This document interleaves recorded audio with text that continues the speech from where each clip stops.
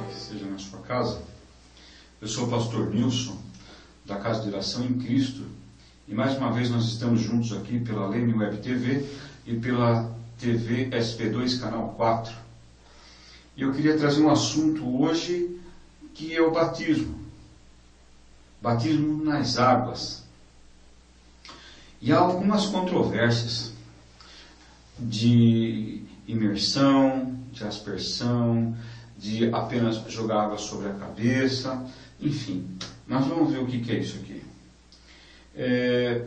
Eu queria começar dizendo o seguinte, que a palavra de Deus diz o seguinte, que todo aquele que crer e for batizado será salvo, mas quem não crer será condenado.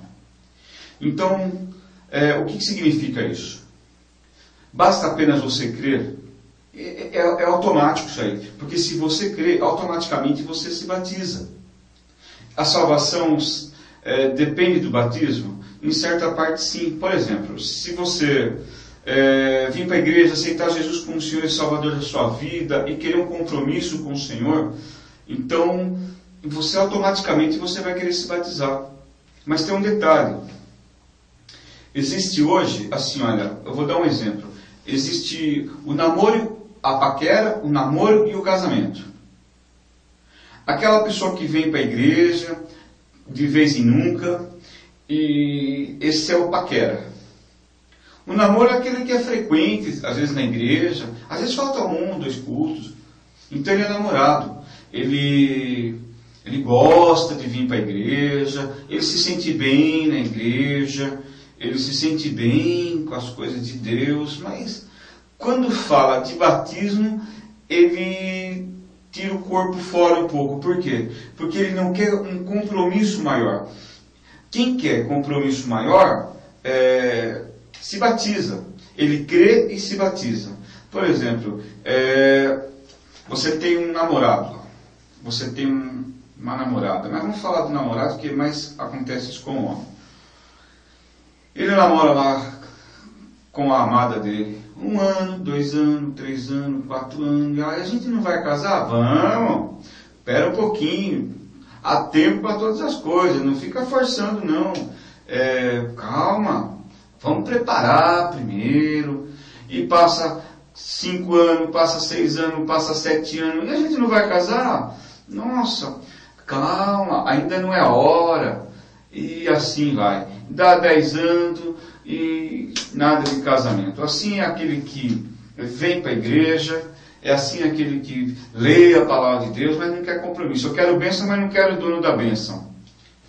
Eu quero orar e quero que Deus me ouça. Mas quando ele falar comigo, eu estou ocupado. Eu não tenho muito tempo para isso. Eu não tenho tempo para ficar lendo a Bíblia, eu não tenho tempo para ir na igreja, isso é coisa de fanático. Alex já se vive todo dia na igreja, tá? Mas a palavra de Deus em Salmos, acho que 134 diz assim, bem-aventurado vós, meus servos, que assiste na minha casa todas as noites. Só que não adianta só você vir para a igreja, você tem que querer participar do corpo, fazer parte do corpo. Você tem que querer um compromisso, você tem que querer se casar com o Senhor teu Deus.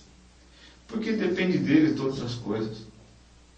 Então, é mais ou menos assim. Eu conheço uma ilustração que fala assim, olha. Nasceu uma criança do sexo masculino. E aos 12 anos, Jesus chegou, uma ilustração. Jesus chegou para ela e disse assim, você me aceita como Senhor e Salvador da tua vida? Ela disse, agora não, porque eu quero brincar, eu quero, sabe, não tem muito tempo agora, mais tarde, tá certo. Jesus veio, mais tarde, passou-se um tempo, Jesus veio, ela estava com 16 anos.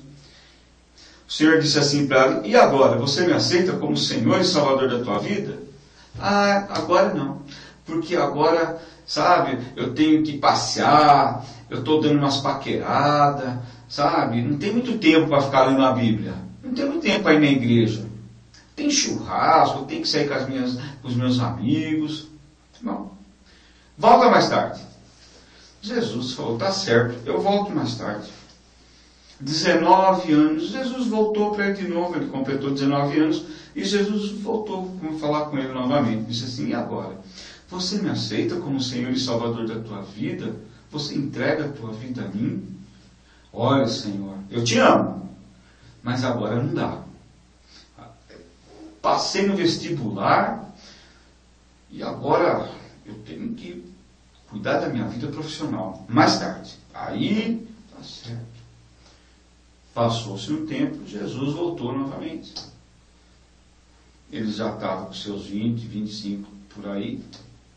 E agora você me aceita como Senhor e Salvador da minha vida? Ah, eu me tornei um profissional na minha área e agora eu quero desfrutar daquilo que eu conquistei.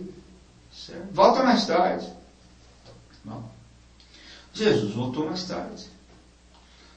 Lá com seus 30 anos, 35, Jesus voltou. E perguntou assim para ele: e agora? Você me aceita como Senhor e Salvador da sua vida?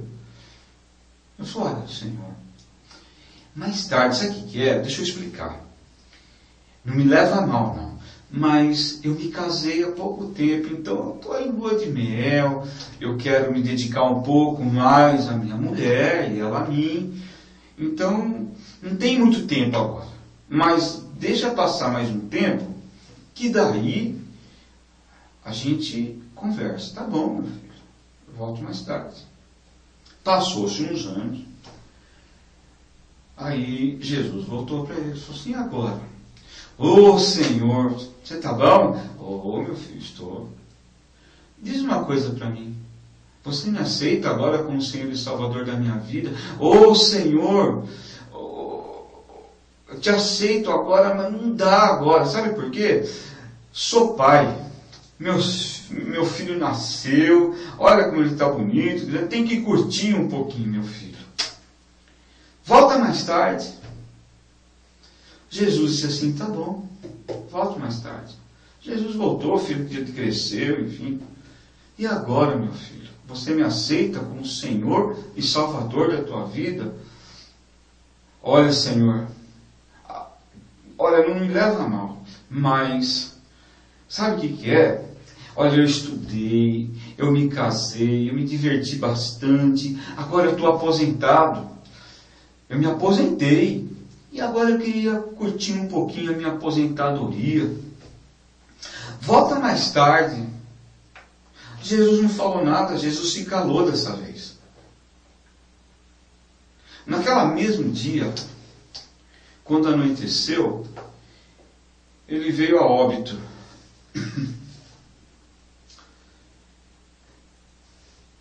E ele não aceitou Jesus como Senhor e Salvador da vida dele.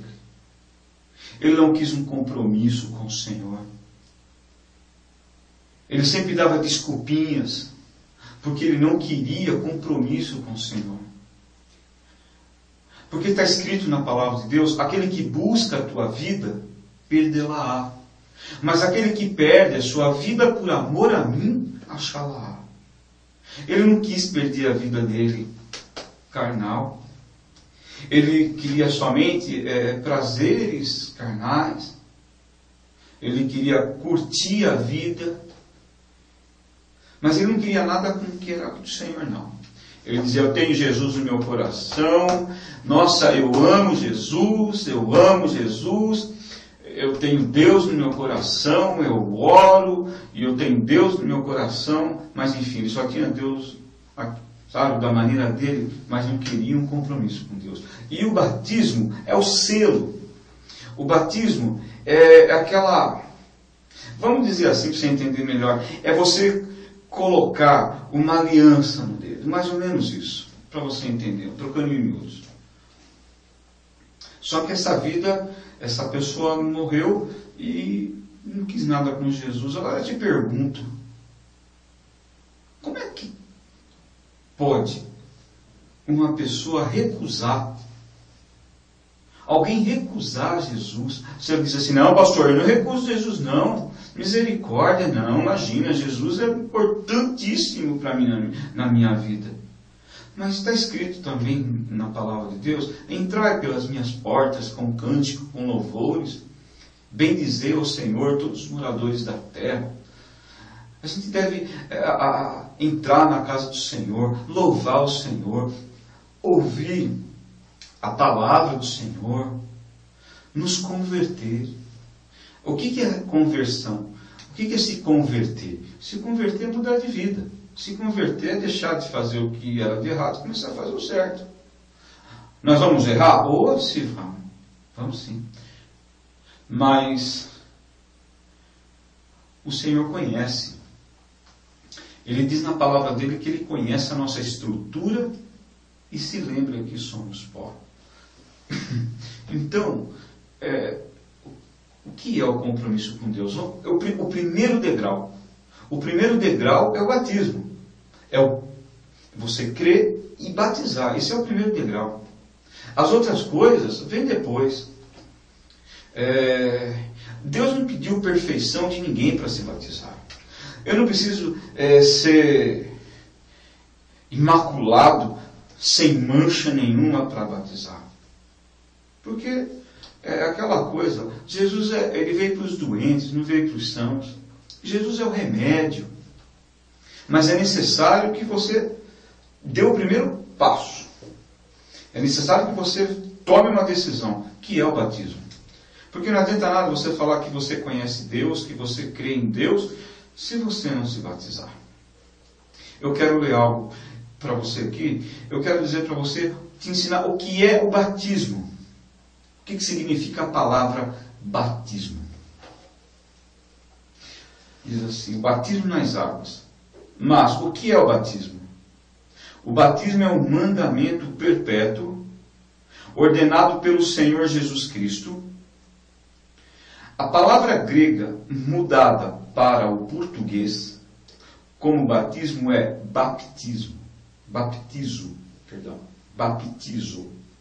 Se essa palavra fosse traduzida para o nosso idioma, seria mergulhar ou imergir. Pois isso é que ela significa. Se os escritores inspirados do Novo Testamento quisessem dizer aspergir, usaria a palavra ranctizo. Ou, se quisessem falar derramar, usaria o termo equíquio. Portanto, no Novo Testamento, batismo é imersão. Isso fica evidenciado pelo que o batismo requer nas Escrituras. Então, a palavra batismo, significa imergir, mergulhar. Quando Jesus batizou, pela palavra de Deus, não foi jogado água sobre a cabeça dele. Ele imergiu, ele mergulhou nas águas. A palavra batismo significa isso. Aí você fala assim, pastor, não sei não. Você tem um dicionário, você tem uma internet, você tem e-mails hoje. Pesquise. Vá lá, escreve lá no Google a palavra batismo, que significa a palavra batismo. E você vai ter o significado dela, que é imersão, que é imergir, mergulhar. Então, derramar seria equíquio. Mas não é assim que está falando a palavra de Deus. A palavra de Deus está falando batismo. E é batismo nas águas. Aí você me pergunta assim, pastor, o que eu preciso para ser batizado?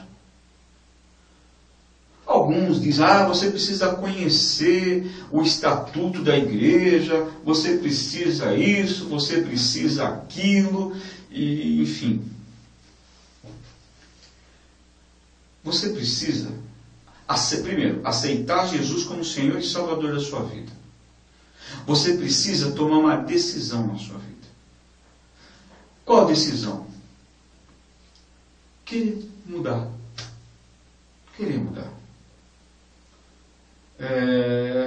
Pastor, tem um probleminha aí. Eu quero me batizar. Eu quero seguir Jesus. Mas tem um probleminha aí. É que eu sou casado, mas não no cartório. Porque, sabe, está difícil. Faz 6 anos, 5, 7 anos que eu sou casado, tenho filho. Mas ainda não deu para batizar, porque tem alguns problemas. Ou se não, a senhora, pastor, eu queria me batizar, mas eu tenho um problema. Qual é, meu filho? O que acontece? Ô, meu irmão, o que está acontecendo? Sabe, pastor, eu ainda fumo. Tá certo. Ou se não, outro problema. Ô, pastor, eu quero muito me batizar, eu quero muito seguir Jesus, mas tem um problema. Eu ainda bebo, pastor, um pouco. Certo? Aí eu te pergunto, será que eu batizo essa pessoa que está com esse problema do casamento, porque não casou no cartório? Eu batizo essa pessoa que ainda tem um vício de fumar? Eu batizo aquela pessoa que ainda bebe? O que você acha? Você vai me perguntar, então, pastor, o que o pastor faz? Eu batizo. Ô, louco, pastor! Sabe por que eu batizo? Porque assim, olha, a palavra de Deus fala que aquele que não tiver nenhum pecado, que lança a primeira pedra. Talvez essa pessoa não fume. Talvez essa pessoa não beba. Talvez essa pessoa esteja com o casamento dela regularizado nos conformes. Mas ela fala mal de todo mundo. Ela é falsa. Ela é mentirosa. Mas aí o pastor não sabe. O pastor não perguntou? Então o que acontece? O batismo é o selo. É a marca, é o selo. O que vai acontecer depois, a palavra diz assim, que quem dá, Paulo prega, Paulo pregou, eu prego, outro prega. Mas quem que dá o crescimento? Sou eu. Paulo, Pedro. Não, quem dá o crescimento é o Espírito Santo de Deus. É Ele que vai dar o crescimento. É Ele que vai modelar. É o Senhor Jesus que vai colocar no coração dele. O Senhor Jesus que vai fazer a obra. A obra do Senhor Jesus Cristo, essa pessoa que está com o coração aberto, ela tem falhas, como eu tenho, como você tem. E aquele que não tiver nenhum pecado, que lance a primeira pedra. E esse assunto do batismo é tão importante, porque tem muita gente que quer se batizar, que quer ir para a igreja, mas tem essa dificuldade, ela às vezes tem vergonha de falar com o pastor, enfim, com o líder espiritual. Pode se sentir rejeitada. A palavra de Deus diz, aquele que vem a mim, jamais eu lançarei fora. Jesus veio para os doentes, não veio para os sãos. Ele é o remédio. Você não precisa ser 100% para descer as águas. Será que aquele homem que está te batizando, ele não tem nenhum pecado? Pastor, eu acho que ele não fuma, mas de repente ele é rancoroso, ou de repente ele é maldoso, ou de repente ele tem uma qualidade que não bate muito com a santidade que ele pede para batizar alguém. E de repente você quer começar a subir o primeiro degrau, aceitar Jesus como Senhor e Salvador da tua vida, ser batizado, mas você tem algum problema, dá o primeiro passo, se batiza, depois o Espírito Santo dá o crescimento. Paulo planta, Cefa rega, e o Espírito Santo dá o crescimento. E eu torno a dizer de novo, quem não tiver nenhum pecado, que lance a primeira pedra. Não tem o porquê. a pessoa não se batizar. É tudo, imagine uma escada. Primeiro degrau, segundo degrau, terceiro degrau, quarto degrau e assim por diante. Tudo ao seu tempo. Dê o primeiro passo. Eu quero ler algo para você que está em Atos, capítulo 8, versículo 26 e 38. Filipe e o eunuco de Etíope. Diz assim, olha, Atos capítulo 8, versículo 26 ao 38. E o anjo do Senhor falou a Filipe, dizendo, levanta-te e vai para o lado do sul, a caminho do que desce de Jerusalém para Gaza, que está deserta. E levantou-se e foi. E eis que um homem etíope, eunuco, mordomo-mor de Candace, rainha dos etíopes, o qual era superintendente de todos os seus tesouros, e tinha ido a Jerusalém para o adorar. Regressava, e assentando-se no seu carro, lia o profeta Isaías, e disse o Espírito a Filipe, chega-te e ajunta-te a esse carro. E correndo Filipe, ouviu que lia o profeta Isaías, e disse, entendes tu que lês? E ele disse, como poderei entender se alguém não me ensina? E rogou a Filipe que subisse com ele e se assentasse. E o lugar da escritura que lia era este, foi levado como ovelha para o matadouro, e como está mudo o cordeiro diante do que o tosquia, assim não abriu a sua boca. Na sua humilhação foi tirado o seu julgamento. E quem contará a sua geração? Porque a sua vida é tirada da terra. E respondendo o eunuco a Filipe, disse, rogo-te, de quem diz isto o profeta? De si mesmo ou de algum outro? Então Filipe, abrindo a sua boca, e começando nessa escritura, lhe anunciou a Jesus. E indo eles caminhando, chegaram ao pé de alguma água. E disse o eunuco, eis aqui água. Que impede, olha só, quem impede que eu seja batizado? Ele fez uma pergunta aqui. O que impede que eu seja batizado? E disse Filipe, é lícito, é necessário, se crê de todo o coração. E respondendo ele, disse, creio que Jesus Cristo é o Filho de Deus. E mandou parar o carro, e desceram ambos à água.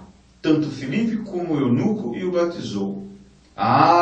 Que está dizendo. Ele disse, é lícito de que se crê de todo o coração. Tá bom, então ele pega aqui e fala assim, tá vendo? Está escrito ali assim, se você aceitar Jesus como Senhor e Salvador da tua vida, nesse momento, você larga o vício, você arruma a situação. É isso que eles falam.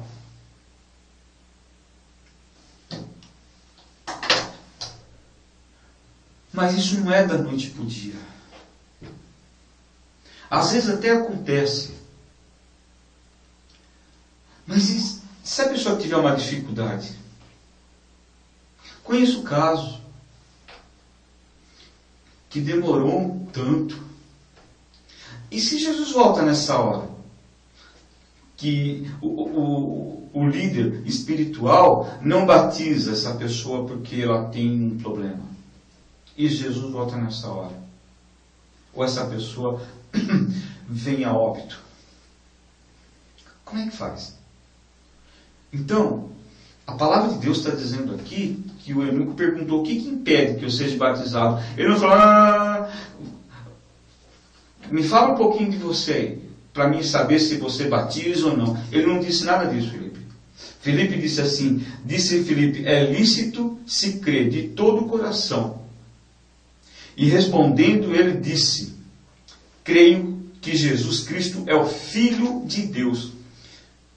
E de repente, se alguém falar assim para o líder religioso: olha, eu tenho meus problemas, eu tenho minhas falhas, mas eu creio que Jesus Cristo é o Filho de Deus.